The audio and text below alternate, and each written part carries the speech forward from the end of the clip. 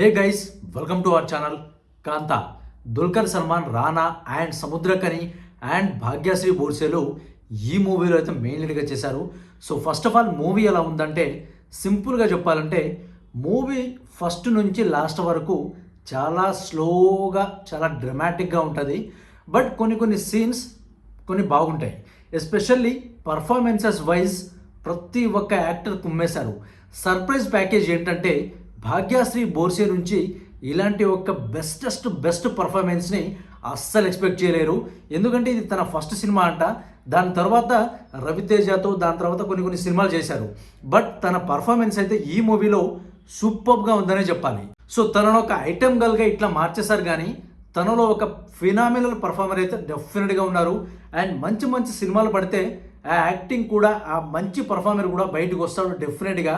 So movie విషయానికి వస్తే ఇదొక ఈగోయిటిక్ డ్రామా మూవీ అనమాట. సో ఇద్దరి మధ్య ఉండే ఈగో ఎక్కడి దాకా తీసుకెళ్తుంది, వాళ్ళ లైఫ్ని ఎంత డిస్టర్బ్ చేస్తుంది, సో వాళ్ళలో ఉన్న కోపాన్ని, అసూయాన్ని ఇంకెక్కడి వరకు లాగుతుంది అనేది ఈ మూవీలో చూపించడం జరిగింది.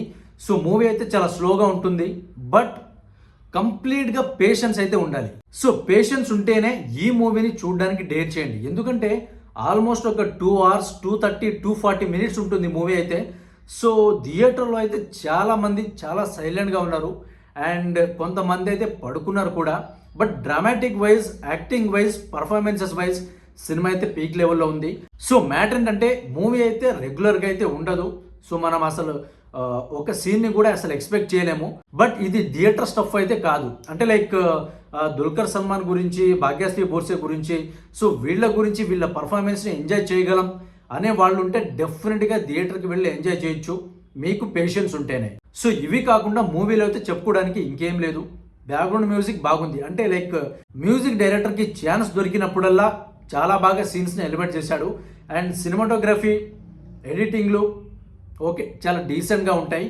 అండ్ ఎస్పెషల్లీ డైరెక్టర్ స్టోరీని చాలా స్లోగా, ఒక స్లో డ్రామాటిక్ స్క్రీన్ ప్లేలో డిజైన్ చేయడం వల్ల సో మూవీ అయితే చాలా బోరింగ్ అనిపిస్తుంది. చాలా అంటే లైక్ కొన్ని సీన్స్ కూడా కొంచెం ఇరిటేషన్గా కూడా ఉంటుంది. అంటే లైక్ ఫస్ట్ సీన్ నుండి లాస్ట్ సీన్ వరకు కొన్ని ఫ్యూ సీన్స్ మాత్రమే చాలా ఇంట్రెస్టింగ్గా ఉంటాయి.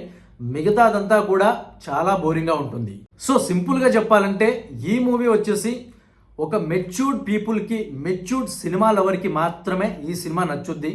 సో మిగతా జనరల్ ఆడియన్స్కి, మిగతా ఎవరికైనా సరే ఈ సినిమా అయితే ఒక యావరేజ్, అంటే లైక్ వెరీ యావరేజ్ మూవీగా అయితే ఉంటుంది.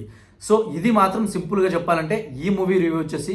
సో మీకు వీడియో నచ్చితే తప్పకుండా మన ఛానల్ని సబ్స్క్రైబ్ చేసుకోండి అండ్ ఈ వీడియోని లైక్ చేయడం మాత్రం అస్సలు మర్చిపోకండి. సో ఇది గైస్ ఈ రివ్యూ వచ్చేసి.